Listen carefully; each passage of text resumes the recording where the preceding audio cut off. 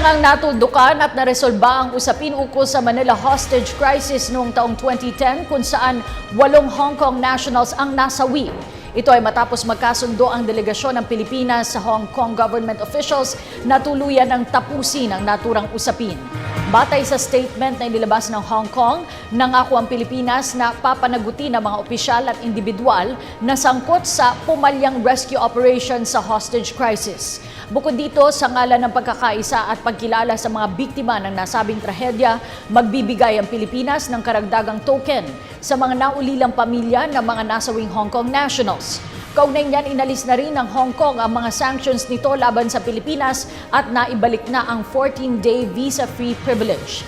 Matatanda ang nagtungo sa Hong Kong sina Manila Mayor Joseph Estrada at Cabinet to the Cabinet Jose Rene Almendras upang makipagpulong sa mga opisyal ng Hong Kong para makamit ang katanggap-tanggap na pagwawakas sa naturang usapin.